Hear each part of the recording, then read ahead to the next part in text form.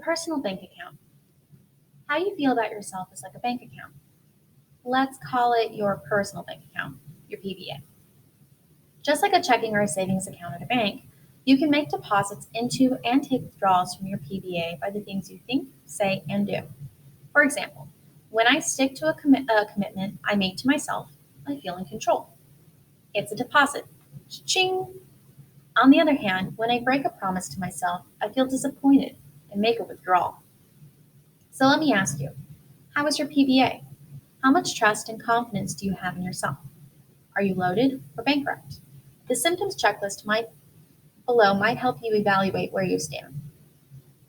Possible symptoms of a poor PBA. You cave to peer pressure. You wrestle with feelings of depression and inferiority. You're overly concerned about what others think of you. You act arrogant to help hide your insecurities. You self-destruct by getting heavily into drugs, vandalism, or gangs. You get jealous easily, especially when someone close to you succeeds. Possible symptoms of a healthy PBA. You stand up for yourself and resist peer pressure. You're not overly concerned about being popular. You see life as a generally positive experience. You trust yourself. You are goal-driven. You are happy for the success of others. If your personal bank account is low, don't get discouraged by it. Just start today by making $1, $5, $10, or $25 deposits. Eventually, you'll get your confidence back. Small deposits over a long period of time is the way to a healthy and rich PBA. With the help of various teen groups, I compiled a list of 6 key deposits that will help build your PBA. Of course, with every deposit, there is an equal and opposite withdrawal. Keep promises to yourself. Break promises. Do small acts of kindness. Keep it to yourself. Be gentle with yourself. Beat yourself up. Be honest. Be dishonest. Renew yourself. Wear yourself out. Tap into your talents. Neglect your talents. Keeping promises to yourself. Have you ever had friends or roommates who seldom come through? They say they'll call you, and they don't. They promise to pick you up for the game, and they forget. After a while, you don't trust them. Their commitments mean nothing. The same thing occurs when you continuously make and break promises, such as, I'm going to get up at 6 tomorrow morning, or I'm going to get my homework done when I get home. After a while, you don't trust yourself. We should treat the commitments we make to ourselves as seriously as those we make to most important people in our lives. If you're feeling out of control in life, focus on the single thing you can control, yourself. Make a promise to yourself and keep it. Start with real small $10 commitments that you know you can complete, like committing to eat healthier today. After you've built up trust in yourself, you can go for the more difficult $100 deposits, such as deciding to break up with your abusive boyfriend or not going after your sister for wearing new clothes. Do small acts of kindness. I remember reading a statement by a psychiatrist who said that if you ever feel depressed, the best thing to do is something for someone else. Why? Because it gets you focused outward, not inward. It's hard to be depressed while serving someone else. Ironically, a byproduct of helping others is feeling wonderful about yourself. I remember sitting in an airport one day waiting for my flight. I was excited because I had been upgraded to first class ticket. And in first class, the seats are bigger, the food is edible, and the flight attendants are actually nice. In fact, I had the best seat on the entire plane, seat 1A. Before boarding, I noticed a young lady who had several carry-on bags and was holding a crying baby. Having just finished reading a book on doing random acts of kindness, I heard my conscience speak to me. You scumbag, let her have your ticket. I fought these promptings for a while, but eventually caved. Excuse me, but you look like you could use these first class ticket more than me. I know how hard it can be to fly with kids. Why don't you let me trade you tickets? Are you sure? Oh yeah, I really don't mind. I'm just going to work the whole time anyway. Well, thank you. That's very kind, she said, and we swapped tickets. As we boarded the plane, I was surprised at how good it made me feel to watch her sit down in seat 1A. In fact, under the circumstances, seat 24B, or whatever the heck I was sitting in, didn't seem to matter at all. At one point during the flight, I was so curious to see how she was doing that I could hardly stand it.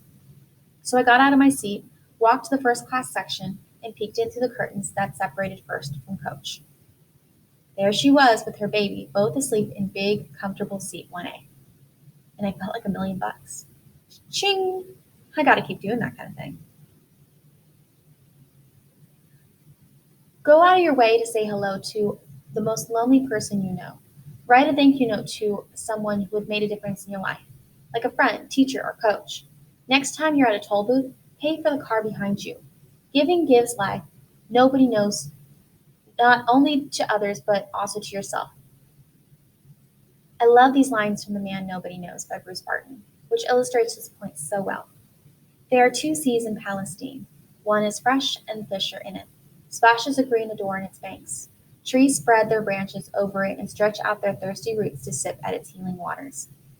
The River Jordan makes this sea with sparkling water from the hills, so it laughs in the sunshine.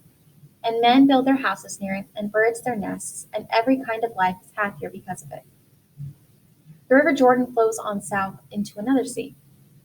Here there is no splash of fish, no fluttering leaf, no song of birds, no children's laughter. Travelers choose another route, unless on urgent business. The air hangs heavy above its water, and neither man nor beast nor fowl will drink. What makes it mighty difference in these neighbor seas? Not the River Jordan. It empties the same good water into both. Not the soil in which they lie, not the country round about. This is the difference. The Sea of Galilee receives but does not keep the Jordan. For every drop that flows into it, another drop flows out. The giving and receiving go on in equal measure. The other sea is shrewder, hoarding its income jealously. It will not be tempted into any generous impulse. Every drop it gets, it keeps. The Sea of Galilee gives and lives. The other sea gives none. It is named the dead. There are 2 kinds of people in this world. There are 2 seas in Palestine. Be gentle with yourself. Being gentle means many things. It can mean not expecting yourself to be perfect by tomorrow morning. If you're a late bloomer, and many of us are, be patient with yourself and give you time to grow. It means learning to laugh at the stupid things you do. I have a friend, Chuck, who's extraordinary when it comes to laughing at himself and never taking life too seriously. I've always been amazed at how his hopeful attitude attracts friends by the scores. Being gentle also means forgiving yourself when you mess up. And who hasn't done that? We learn from our mistakes. We shouldn't beat ourselves up over them. The past is just that, the past. Learn what went wrong and why. Make amends if you need to. Then drop it and move on. Throw out that voodoo doll into the trash. A sea of ships for many years picks up thousands of barnacles that attach themselves to the bottom of a ship and eventually weigh them down, becoming a threat to its safety. Such a ship ultimately gets its barnacles removed. And the least expensive and easiest way is to put the ship in a harbor of fresh water, free of salt water. Soon the barnacles become loose on their own and fall off. The ship is able to return to a sea, relieved of its burdens. Be honest with yourself. I looked up the word honest in my synonym finder the other day, and these are the few of the synonyms I found: upstanding, incorruptible, moral, principled, truth-loving, steadfast, true, real, right, good, straight-shooting, genuine. Not a bad set of words to be associated with, don't you think?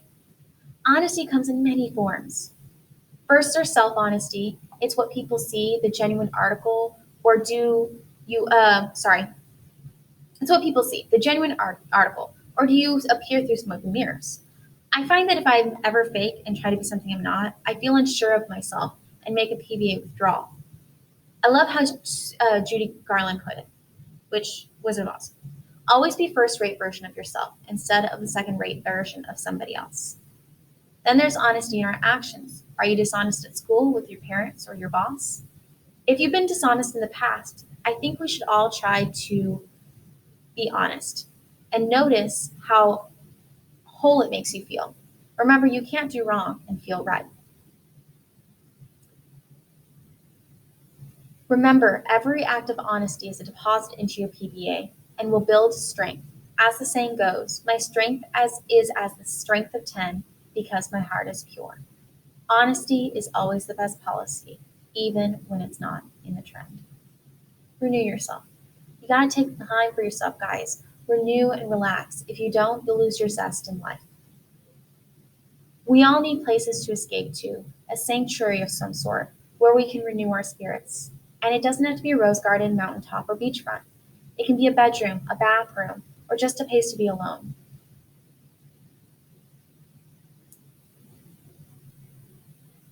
Adrian told me about his refuge. Whenever he got too stressed, he would slip into his high school's large auditorium through a back door. All alone in the quiet, dark, and spacious auditorium, he could get away from all the bustle, have a good cry, or just relax. Besides finding a place of refuge, there are so many other ways to renew yourself and build your PBA.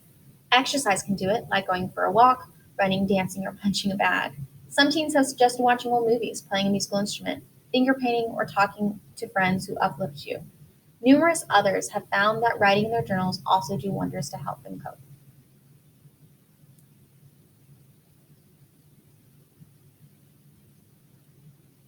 So, my friends, if you need a shot of confidence, start making some deposits into your PBA starting today.